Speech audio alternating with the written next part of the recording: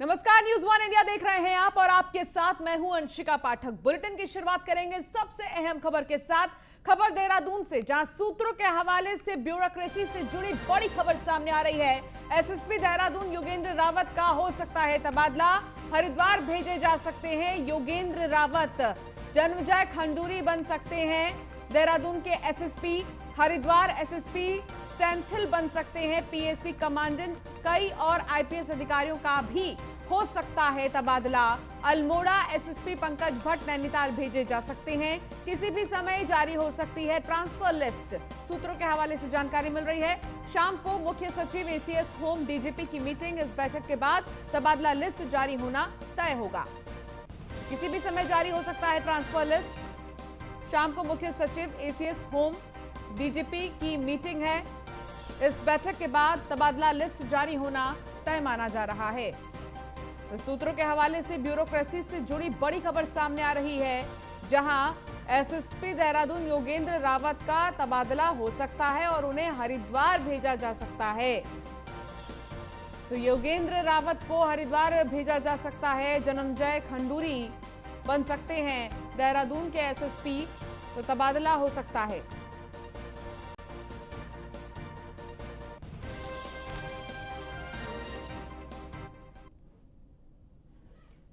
तो उत्तराखंड में बहुत कम ही बार ऐसा हुआ है कि विधानसभा का सत्र शांतिपूर्ण तरीके से निपटा हो। एक बार फिर विधानसभा का सत्र बेहद ही शांत तरीके से चला है। सत्ता पक्ष और विपक्ष के बीच जनता के हितों को लेकर बेहतर चर्चा हुई है। सत्ता पक्ष के लोग ही नहीं बल्कि विपक्ष ने भी मुख्यमंत्री धामी की दिल खोलकर सराहना की है। सीएम पुष्कर सिंह धामी ने कहा कि मेरी पूरी कोशिश रहती है कि जनता की समस्याओं का निस्तारण करूं और सदन में सवालों का जवाब दूं। तो विपक्ष भी सीएम पुष्कर की तारीफ कर रहा है। विधानसभा सत्र शांतिपूर्ण चला। आज छठा दिन था विधानसभा का मॉनसून सत्र का। ऐसा है कि मैं जिस दिन से मैंने मुख्य सेवक के रूप में काम करना शुरू किया, तो निश्चित रूप से ये जिम्मेदारी मेरी बनती है कि कहीं पर अगर मुझे लगा कि हमारे जो विपक्ष के साथी हैं, विपक्ष के द्वारा अगर कोई चीज़ ऐसी आ रही है, उनको मैं संतुष्ट कर रहा था और मुझे लग रहा था कि मुझे ये भी बोलना चाहिए था। बाकी हमारे मंत्रियों ने भी बहुत अच्छा किया। तो उत्तराखंड विधानसभा सत्र के बाद विपक्ष के उपनेता करण माहरा ने सीएम पुष्कर सिंह धामी की तारीफ की है। उन्होंने कहा कि सीएम के सकारात्मक पहल और विपक्ष के दबाव में कई अहम फैसले लिए गए हैं। तो सीएम की सकारात्मक पहल को लेकर बयान सामने आया है। और आपको बता दें कि विपक्ष ने की सीएम धामी की तारीफ। जिस तरीके से सत्र चला है शांतिपूर्ण तरीके से, और सत्र में जहां जनता के विकास के लिए और उत्तराखंड के विकास के लिए जब चर्चा हुई तो विपक्ष भी इसमें हामी भरता नजर आया।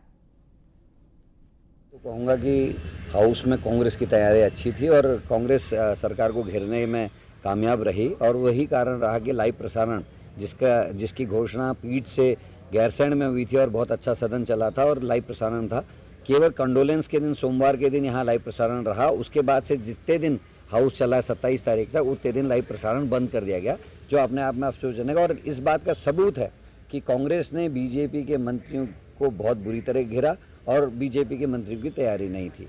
रही नेता सदन की बात, एक सकारात्मक चेंज देखने को मिला है। तो अफगानिस्तान में चल रहे खूनी संघर्ष के बीच श्री गुरु ग्रंथ साहिब भारत लाया गया, जिसके बाद देहरादून में सिख प्रतिनिधिमंडल ने मुलाकात की और सीएम के जरिए प्रधानमंत्री मोदी को धन्यवाद दिया। तो वहीं पुष्कर सिंह धामी ने कहा कि प्रधानमंत्री मोदी के नेतृत्व में भारत का मान बढ़ा है।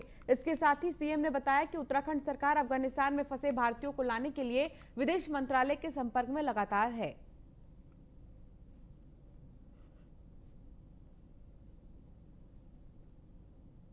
श्री नरेंद्र मोदी जी का धन्यवाद करने के लिए आए हैं, क्योंकि जो अफगानिस्तान से गुरु ग्रंथ साहब सुरक्षित इंडिया लाए गए और जो सिख संगत थी उनको भी सुरक्षित इंडिया लाए हैं, उसके लिए हम धन्यवाद। हल्द्वानी में बीजेपी आपको बता दें कि लगातार कोरोना की तीसरी लहर से निपटने की तैयारियों में जुट गई है, जिसके तहत वर्कशॉप का आयोजन किया गया और बीजेपी के कई कार्यकर्ताओं ने हिस्सा लिया। दरअसल बीजेपी के राष्ट्रीय स्वास्थ्य स्वयंसेवक अभियान चलाया जा रहा है और इसमें कोरोना की तीसरी लहर को देखते हुए बूथ स्तर पर कार्यकर्ताओं को तैयार किया जा रहा है। उन्हें कोरोना की तीसरी लहर के बारे में जानकारी भी दी जा रही है ताकि वो जाए लोगों तक और उनको भी बताएं कि आखिर तीसरी लहर में क्या हो सकता है, क्या नहीं, कौन सी सावधानियां ज्यादातर बरतनी है। तो बीजेपी की तरफ से कोरोना की तीसरी लहर को देखते हुए मीटिंग की गई और जिसमें कार्यकर्ता शामिल थे।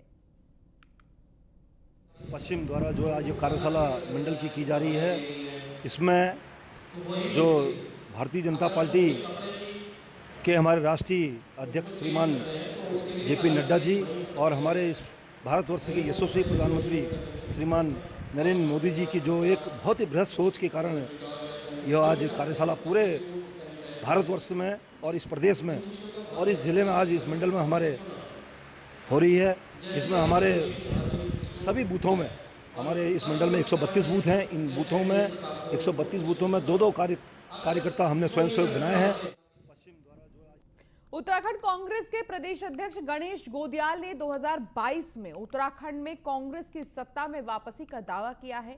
कांग्रेस अध्यक्ष का कहना है कि पिछले दिनों वो प्रदेश के कई जिलों के दौरे पर गए थे। हाल ही में गोदियाल रुद्रप्रयाग, चमोली और पौड़ी के दौरे से वापस लौटे हैं। पिछले दिनों कुमाऊं के भी कई हिस्सों में वो कार्यकर्ताओं से मिलने पहुंचे थे। गोदियाल ने कहा कि हर जगह पार्टी के कार्यकर्ताओं में काफी उत्साह देखा जा रहा है। प्रदेश की आम जनता भी कांग्रेस की ओर टकटकी भरी निगाहों से देख रही है। तो कांग्रेस प्रदेश अध्यक्ष गणेश गोदियाल का दावा, जहां 2022 में कांग्रेस करेगी सत्ता में वापसी, ये गणेश गोदियाल ने कहा है।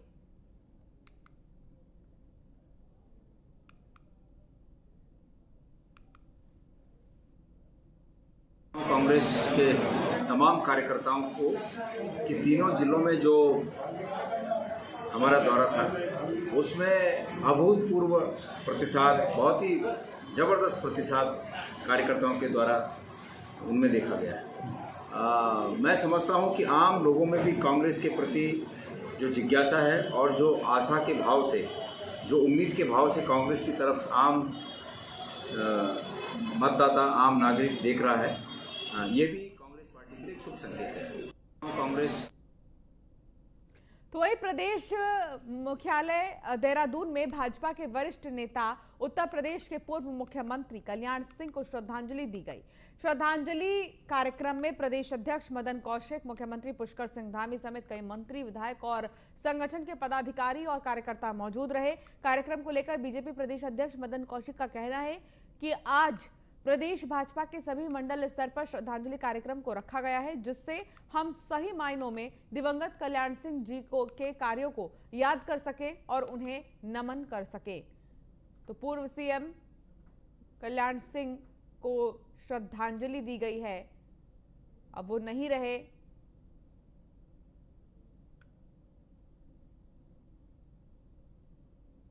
देश के बहुत ही वरिष्ठ और सैद्धांतिक रूप से बहुत ही मजबूत नेता जो आज इस नश्वर संसार को छोड़कर हमारे बीच से गए, उनके प्रति श्रद्धांजलि अर्पित करने के लिए भारतीय जनता पार्टी के प्रदेश मुख्यालय पर श्रद्धांजलि कार्यक्रम आयोजित हुआ। इसमें प्रदेश के मुख्यमंत्री आदरणीय पुष्कर सिंह धामी जी और हमारे अनेक वरिष्ठ नेतागण यहाँ उपस्थित रहे।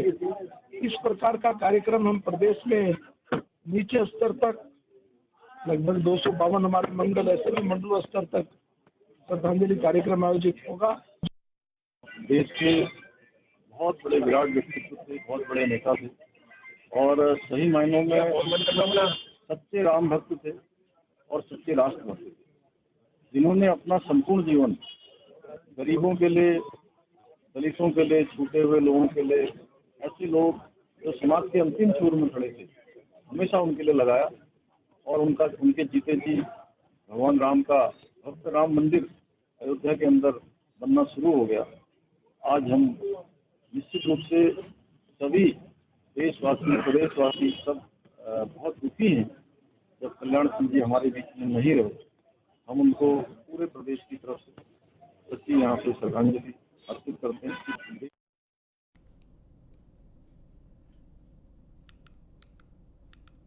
तो देहरादून के डोईवाला में स्थित रानी पोखरी पुल टूटने के बाद भले ही मुख्यमंत्री धामी और मंत्री सतपाल महाराज की ओर से जांच के आदेश दे दिए हैं, लेकिन इस पुल को लेकर ऐसी तस्वीरें भी सामने आई हैं जो साफ बयां कर रही हैं कि किस तरीके से सारे नियम कानून ताक पर रखकर पुल के नीचे से खनन सामग्री निकाली गई। इसी पर देखिए एक रिपोर्ट। न्यूज़ वन इंडिया का बहुत बड़ा खुलासा। रानी पोखरी पुल टूटने पर बड़ा खुलासा। रानी पोखरी पुल के नीचे चल रहा था खेल।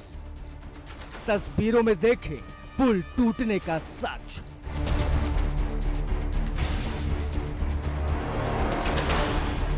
देहरादून के डोईवाला में रानी पोखरी पुल टूटने के बाद भले ही मुख्यमंत्री धामी और मंत्री सतपाल महाराज की ओर से जांच के आदेश दे दिए गए हों, लेकिन इस पुल को लेकर ऐसी तस्वीरें भी सामने आई हैं जो साफ बयां कर रही हैं कि किस तरीके से सारे नियम कानून ताक पर रखकर पुल के नीचे से खनन सामग्री निकाली गई। इतना ही नहीं, भारी भरकम गड्ढे भी पुल के नीचे कर दिए गए थे।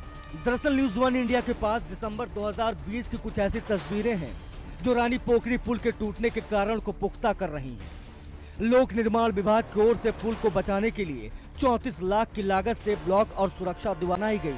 इसके लिए खनन सामग्री पुल के नीचे से ही उठाई गई। ये सारा खेल PWD अधिकारियों की मिलीभगत से हो रहा था। अब भले ही जांच की बात की जा रही हो, लेकिन 1 साल पहले ही ठेकेदारों ने पुल की नींव हिला डाली। ऐसे में अब उनके खिलाफ कोई कार्रवाई होगी, ये बड़ा सवाल है। अवैध खनन की वजह से पुल कमजोर हुआ। PWD अफसरों की मिलीभगत से हुआ अवैध खनन। नियम कानून ताक पर रखकर जमकर खनन हुआ। पुल के नीचे से खनन सामग्री उठाई गई। 1 साल पहले ही ठेकेदारों ने पुल की नींव हिला डाली थी। मरम्मत कार्य में पुल के नीचे से जमकर खनन हुआ। 100 मीटर की दूरी तक खनन पूर्ण रूप से प्रतिबंधित है। बड़ा सवाल, पुल के नीचे खनन की अनुमति किसने दी? 34 लाख रुपए की लागत से हुआ था पुल की मरम्मत का काम। आपको बता दें कि 27 अगस्त यानी शुक्रवार को देहरादून ऋषिकेश हाईवे पर रानी पोखरी में पुल का बड़ा हिस्सा टूटकर गिर गया था। जब पुल गिरा उस समय उसके ऊपर गाड़ियां दौड़ रही थी। जब पुल का हिस्सा टूटा तो वहां कुछ गाड़ियां फंस गईं और कुछ गाड़ियां पलट गईं।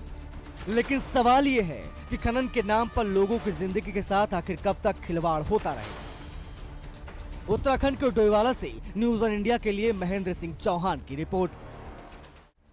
पहाड़ों पर लगातार हो रही बारिश देहरादून के लिए आफत बन गई है। इतना ही नहीं, आपको बता दें कि लोग परेशान हैं इस बारिश से। बारिश ने आपको बता दें कि गढ़वाल और कुमायूं मंडल में कहर बरपा रखा है। नैनीताल हल्द्वानी हाईवे पर डॉन बॉस्को स्कूल के पास भारी भूस्खलन हुआ है, जिससे यातायात प्रभावित हो गया है। तो वही भारी बारिश के बाद देहरादून की बिंदाल नदी में भी बाढ़ जैसे हालात दिखाई दे रहे हैं। बिंदाल पुल के पास बारिश का पानी नदी छोड़कर सड़क पर आने को आतुर दिखाई पड़ा है। हल्द्वानी के लाल कुआं में भी शुक्रवार देर रात से लगातार हुई बारिश के बाद जहां जनजीवन अस्त व्यस्त हो गया, तो वहीं रेलवे ट्रैक पर पानी भर जाने से कई ट्रेनों का संचालन बाधित रहा है। लगातार हो रही बारिश के कारण भूस्खलन और भू धंसाव से टिहरी जिला प्रशासन ने ऋषिकेश बद्रीनाथ राष्ट्रीय राजमार्ग 58 को तपोवन से मलेथा तक अनिश्चितकाल के लिए बंद कर दिया है। लोगों को पहाड़ की यात्रा टालने की सलाह दी गई है। 4 तस्वीर आपको दिखा रहे हैं हम, नैनीताल, देहरादून, लालकुआ और टिहरी की तस्वीर, जहां बारिश ने हाल बेहाल कर दिया है। पहाड़ों पर हो रही बारिश लोगों के लिए मुश्किलें बनी हुई है। भारी बारिश के चलते देहरादून से गढ़वाल मंडल की ओर जाने वाली कई रास्ते बंद कर दिए गए हैं, जिससे मसूरी होकर गढ़वाल जाने वाले रास्ते पर वाहनों की संख्या बढ़ गई है। तो वहीं आपको बता दें कि डीआईजी नीरू गर्ग ने बताया, इस वक्त लोगों को बेवजह यात्रा से बचना चाहिए और कम बाहर निकलना चाहिए। देखिए, ट्रैफिक की स्थिति इस समय ये है कि क्योंकि बहुत सारे हमारे रास्ते बंद हो गए हैं, डैमेज हो गए हैं, जिसमें ये भी पॉसिबल नहीं कि तुरंत उनको ठीक किया जा सके, तो वो रास्ते जो है कुछ समय के लिए बंद ही कर दिए गए हैं। वहाँ से आवाजाही रोक दी गई है। जो हमारे जो लोग टेहरी जाना चाह रहे हैं वो वाया चंबा ही जा पा रहे हैं, और जैसे कि जो श्रीनगर से जो लोग आ रहे हैं, तो श्रीनगर के बाद रास्ता डाइवर्ट करके वाया कोटद्वार उनको लाया जा रहा है। और ज़्यादा से ज़्यादा अपील हम लोगों की यही है, सोशल मीडिया पर भी हम लोग अपील कर रहे हैं, हमने फ्लैक्स भी लगाए हैं जगह जगह पर, कि अनलेस अर्जेंट हो, आपका बहुत ही ज़्यादा इम्पोर्टेंट काम हो, आप अपना।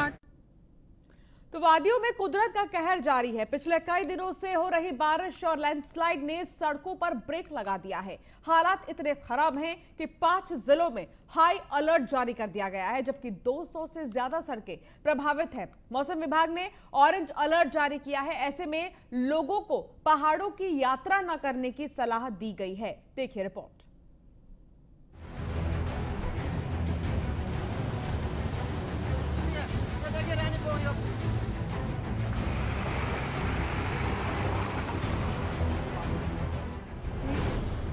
धड़कते पहाड़, उफनती नदियां, वादियों में कुदरत का कहर जारी है। पहाड़ों की कहानी, बेबस जिंदगानी, कुदरत का अटैक, वादियों में जल विस्फोट। उत्तराखंड में बारिश लोगों के लिए मुसीबत बनी हुई है। पिछले कई दिनों से पहाड़ों पर लगातार बरसात हो रही है। आलम यह है कि बारिश और लैंडस्लाइड की वजह से करीब 200 से ज्यादा सड़कें बंद हो गई हैं, जबकि 5 जिलों में हाई अलर्ट है। वहीं गंगा भी डेंजर मार्ग से ऊपर बह रही है।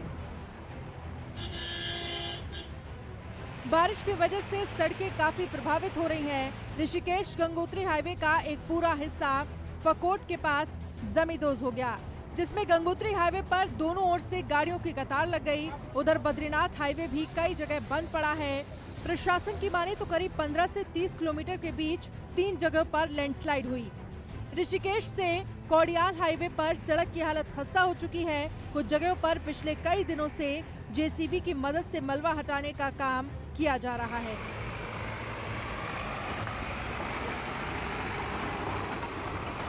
रक्षाबंधन से रात और दिन लगातार। अच्छा, किसकी है ये जेसीबी? ये राशामा कंपनी की जी। अच्छा, तो रोड का ठेका उनका ही है सर। ये तो हमारा 0 पॉइंट है नीलकंठ से कोडियाला तक जी। रक्षाबंधन से आज लगातार रात दिन मैं लग रहा हूँ फिलहाल तो। कुछ जगहों पर सड़कें खराब हैं तो कुछ जगहों पर कुदरत ने रास्तों पर ब्रेक लगा दिया है। हाईवे पर गैस सिलेंडर और अनाज से भरे ट्रक फंसे हुए हैं। बरसात भरे मौसम और टूटे रास्तों के जरिए पहाड़ों तक पहुंचना मुश्किल है। आपका नाम क्या है? मेरा नाम गौतम सिंह रावत। रावत जी, ये बताइए यहाँ कब से खड़े हैं आप? यहाँ जी हमें कल सुबह से खड़े हैं, दो दिन हो गए, आज पूरे 2 दिन। 2 दिन से आप खड़े हैं। क्या सामान है आपके पास? हमारे पास जी गैस सिलेंडर का ट्रक है। ये ट्रक है हमारा गैस सिलेंडर का। और पूरी रोड ख़राब हो रही है जी, आगे वहाँ से श्रीनगर से लेके यहाँ तक, और रास्ते में पत्थर गिरी रहे हैं और हम किसी तरह न खाना मिल पा रहा न कुछ मिल पा रहा, और रात तो खाना भी नहीं खाया। और तब हम जब जेसीबी मशीन लगी पर पत्थर गिरे रहे हैं, धीरे धीरे करके हम अब यहाँ तक पहुँच पाए हैं। अच्छा, कितनी गाड़ियाँ खड़ी हैं यहाँ पे? क्या क्या सामान है उनमें? यहाँ पे जी किसी में राशन है, किसी में वो परचून माल है, कोई तेल के टैंकर हैं जी। हालात चिंताजनक बने हुए हैं। मौसम विभाग ने ऑरेंज अलर्ट जारी कर दिया है। बारिश की वजह से भूस्खलन और जलभराव की समस्या ज्यों की त्यों बनी हुई है। इन जिलों में बारिश का अलर्ट नैनीताल, चंपावत, बागेश्वर, पिथौरागढ़। उधर हल्द्वानी के लाल कुआं में रेलवे ट्रैक पर बरसात का पानी आने के चलते कई ट्रेनों का संचालन भी ठप हो गया है। वहीं हरिद्वार में शहर का मुख्य चौराहा भगत सिंह चौक पूरी तरह से जलमग्न हो गया है। ऋषिकेश बद्रीनाथ हाईवे पर लैंडस्लाइड की घटनाएं बढ़ती जा रही हैं। प्रशासन ने तपोवन से मलेथा तक वाहनों की आवाजाही पर रोक लगा दी है। ऐसे में लोगों को इन दिनों पहाड़ की यात्रा टालने की सलाह दी गई है। Bureau report, news 1 India. चलिए अब एक नजर उत्तराखंड की टॉप 10 खबरों पर।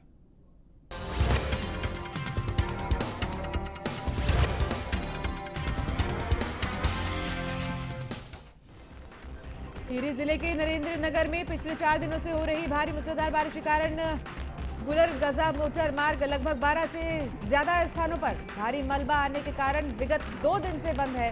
मार्ग बंद होने की वजह से हजारों की आबादी प्रभावित। ऋषिकेश देहरादून हाईवे पर रानी पोखरी के पास जखन नदी का पुल टूटने से अब लोगों को 11 किलोमीटर लंबा चक्कर लगाकर देहरादून जाना पड़ रहा है। बता दें कि रोडवेज बस की तो पहले ऋषिकेश देहरादून के लिए 70 रुपए का किराया यात्रियों को चुकाना पड़ता था, अब 90 रुपए चुकाना पड़ेगा। लालकुआ में हुई भारी बारिश के बाद रेल लाइन पर पानी भर गया, तो वहीं कई जगह से मकान और दीवार गिरने की सूचना मिली। काठगोदाम बैराज से भी लालकुआ गौला नदी में 1000 क्यूसेक पानी छोड़ा गया। मसूरी में बारिश लगातार होने से जनजीवन पूरी तरीके से प्रभावित, कई जगह भूस्खलन होने के बाद सड़क पर आए मलबा और पत्थर आने से मार्ग बंद हुआ। पौड़ी के जिलाधिकारी डॉक्टर विजय कुमार जोगदंडे ने पर्यटन स्थल थिरसू का स्थलीय निरीक्षण किया है। डीएम ने 1 हफ्ते के अंदर निर्माणाधीन होम स्टे बासा के निर्माण कार्य को पूरा करने के लिए कार्यदायी संस्था को निर्देश दिए। शुगर मिल डोईवाला में कर्मचारियों ने शुगर मिल परिसर में जोरदार नारेबाजी कर सरकार के खिलाफ अपना गुस्सा जताया। कर्मचारियों को कांग्रेस ने भी अपना समर्थन दिया। चीनी मिल मजदूर संघ के अध्यक्ष गोपाल शर्मा का कहना है कि सरकार शुगर मिल कर्मियों के विरुद्ध साजिश रच रही है। हरिद्वार जिले के लक्सर में हरिद्वार मार्ग पर पेयजल कनेक्शन की लीकेज ठीक करने पहुंचे जल संस्था कर्मचारियों पर सुविधा शुल्क मांगने का आरोप लगाते हुए लोगों ने हंगामा किया।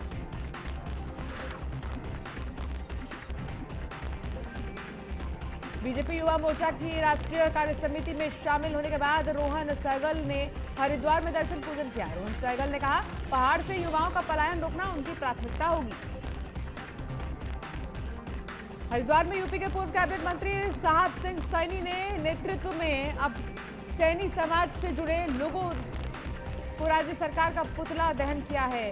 साहब सिंह सैनी ने आरोप लगाया कि 1 महीने पहले राजनीतिक द्वेष के चलते हरिद्वार में सैनी समाज के कुछ लोगों पर झूठा मुकदमा दर्ज किया गया। रुड़की में जलभराव की समस्या को लेकर ग्रामीण भारतीय किसान यूनियन के साथ मिलकर नगर पालिका में अनिश्चितकालीन धरने पर बैठ गए हैं। जलभराव की समस्या का समाधान नहीं होने तक ग्रामीणों ने धरने का ऐलान किया। हरिद्वार में वन विभाग की लापरवाही एक बार फिर सामने आई है। रानीपुर रेंज के सुमन नगर क्षेत्र में अज्ञात तस्करों ने आधा दर्जन से ज्यादा पेड़ काट दिए।